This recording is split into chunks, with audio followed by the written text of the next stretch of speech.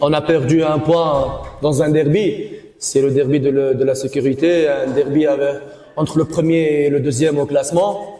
APR, il a une bonne équipe avec de bons joueurs, vraiment de haute qualité. On peut pas dire que dans un derby on a perdu. On a essayé de gagner. On a eu des occasions pour marquer, mais il y avait le poteau de Baka à la deuxième mi-temps. Il y avait aussi d'autres opportunités, mais on n'a pas réussi à marquer. Mais c'était un très bon match sur le plan tactique. C'était vraiment un match de haute intensité des deux parties.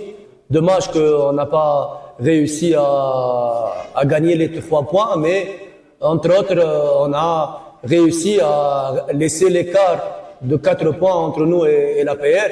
Et ça, c'est très important dans un parcours de championnat. Il faut savoir garder l'écart avec les équipes derrière toi. Ça reste un derby et je remercie les joueurs pour l'effort qu'ils ont fourni. Comme vous avez vu, on n'a pas beaucoup de solutions. On a fait un seul changement. L'équipe, elle était prête sur le plan physique pendant 90 minutes. L'APR, en contrepartie, il a fait beaucoup de changements. Il a changé pratiquement toute l'attaque. Mais nous, on n'a pas de solution à cause des blessures. Aujourd'hui, Moussanga, il n'est pas là. Il est blessé. Okui, encore blessé. Katereg, encore blessé. Léonard, il a joué blessé et même, il a demandé d'être remplacé la deuxième mi-temps et j'ai refusé. Je lui ai dit, tu continues. Donc, malgré tout ça, Zidane aussi, il joue blessé depuis 2 semaines. Donc malgré ça, les joueurs, ils ont montré un état d'esprit vraiment que je respecte et je les félicite pour ça. Il y a eu un incident où l'arbitre a refusé votre vie. Est-ce que vous avez directement compris ce qui s'est passé, que c'était pas indirect, qui vous a expliqué, vous avez été satisfait par nous de ça? Non, c'était un coup franc indirect. Depuis qu'il a sifflé le coup franc, il a levé sa main. Donc automatiquement, c'est un coup franc indirect. Même j'ai envoyé Léonard pour laguer Christian pour leur dire que c'est un coup franc indirect. Ils n'ont pas compris. Et ici, la culture footballistique avec laquelle on doit améliorer aussi au Rwanda. Ici, un appel à la FERWAFA d'envoyer des arbitres pour éduquer les joueurs dans toutes les équipes. Ils ont fait ça pendant la pré-saison. Ils ont expliqué les lois de jeu récemment ont changé, mais on a besoin encore d'expliquer toutes les lois du football, les 17 lois du football, les décisions de l'arbitre, coup franc indirect, comment on donne un carton jaune, un carton rouge. Ça rentre dans le truc de la culture footballistique. Donc, on doit l'améliorer et les joueurs, ils doivent savoir lorsque l'arbitre, il lève sa main, c'est un coup franc indirect, on ne peut pas la tirer directement, mais j'ai compris ça directement. Je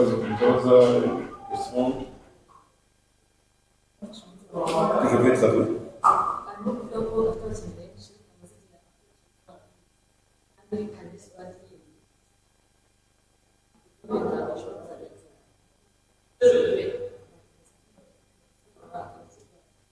Vous venez de dire que vous avez quelques joueurs qui jouent mais qui n'ont pas encore 100% établi. Est-ce qu'ils n'ont pas des remplaçants qui peuvent faire le même boulot que voilà. Aujourd'hui, Simio, il a remplacé Moussanga et il a fait un grand match. Je le félicite pour ça. Donc, on a un remplaçant. On l'a trouvé aussi aujourd'hui et il a fait un très bon match. Par contre, dans une équipe, on a besoin d'un effectif riche. Parce que tu peux commencer avec 11, mais pour garder la fraîcheur physique, pour trouver des solutions à la deuxième mi-temps, tu as besoin de changement. Et si tu as des blessés, tu les changes déjà dans les 11 de départ. Après, qu'est-ce que tu vas changer la deuxième mi-temps? Donc c'est ça la question, mais on a des joueurs, qui sont là, mais il y a des absents qui sont influents dans une équipe. On peut pas négliger la présence de Moussanga dans les 11 titulaires. C'est une valeur sûre, et il a des qualités, il a une valeur ajoutée à l'équipe. Donc on a trouvé aussi aujourd'hui la solution, mais à travers les matchs, ça devient fatigant pour tout l'effectif. Moi j'ai une question concernant Annie. Il a été minoritaire dans cette équipe. Est-ce que vraiment il est prêt de porter ce chapeau? Est-ce qu'il comprend qu'il doit mener la police FC vers l'Euro? Il y a une chose très importante pour cette saison. Cette saison, on a changé. Le Police FC, il a changé. C'est pas le Police FC des années précédentes. Avant, toutes les équipes, ils viennent jouer le football avec Police FC. Ils ouvrent les espaces et ils jouent. Maintenant, pendant tous les matchs qu'on a joués, on a face à nous des équipes en bloc bas qui jouent dans leur box et qui ferment les espaces avec un bloc compact. Donc, c'est difficile aussi de trouver des solutions, de trouver des espaces, de marquer beaucoup de buts parce qu'en face de toi, tu as une défense renforcée. Donc, ça a changé pour les équipes qui jouent contre nous. Ils refusent de jouer un football, ils refusent de laisser des espaces y aller attaquer. Par contre, contre d'autres équipes, ils jouent le football. Donc ça, c'est le football. On doit accepter ça et trouver des solutions. Et on doit améliorer notre jeu offensif pour trouver les solutions et être rigoureux avec le ballon dans le box et marquer les buts. Elijah, il a marqué cette saison, mais il doit s'améliorer et trouver d'autres solutions pour marquer aussi. Merci coach, c'est issu le match APR Police, la deuxième journée dans la première ligue. Devant l'honneur d'être avec coach Taleb, coach devant un stade presque complet, avec une grande intensité du match et 0-0. Comment vous analysez ce point que vous prenez ou cédez pour que vous perdez? Bonjour tout le monde, bienvenue chez nous à l'APR. Pour nous, c'était un match très difficile, dans des conditions un peu gênantes pour l'équipe de l'APR, parce qu'on a notre sixième match en 12 jours. Et on a à peine joué mardi et on joue samedi. Alors que l'équipe adverse a 3 jours plus que nous et il a joué que 3 matchs, alors que nous 6 matchs. C'est très difficile, mais je félicite les joueurs qui ont supporté la charge physique des matchs qu'on a joués. Et sur le match que vous avez vu, nous, on a dominé. On a raté. Et c'est un derby qui m'a beaucoup plu, contre une équipe très forte, qui avait beaucoup d'engagement physique. Il y avait beaucoup d'occasions de part et d'autre. Je crois que l'APR, on est satisfait des conditions qu'on a préparé les matchs. Et je crois pas que c'est dramatique de faire un match contre une équipe qui est première. On est deuxième avec un match en retard. Donc si on gagne, on va jouer notre match prochainement, on sera sur le même palier. Donc pour nous c'est un résultat satisfaisant contre une équipe qui a joué un peu dur aujourd'hui.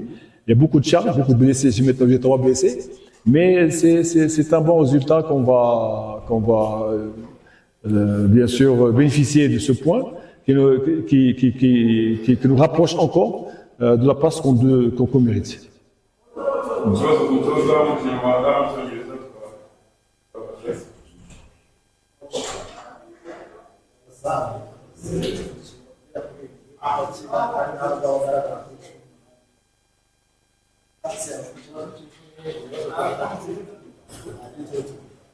demande à propos de Ramazan, qui ne paraît pas dans les matchs. Est-ce que c'est votre choix? C'est un problème de la santé? Non, il était blessé. La semaine dernière, tous, on avait une contracture au niveau des ischio-jambiers et des muscles derrière. Donc, il s'est entraîné deux fois. Mais pour moi, Ramadan, c'est un joueur promettant.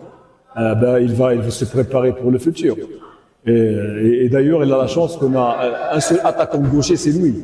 Donc, il est en train bien sûr, de préparer physiquement et de s'améliorer tactiquement, mais on compte toujours sur lui. C'est sa blessure qui l'a gêné. Pour moi, un joueur qui se blesse pendant une semaine pour pas jouer.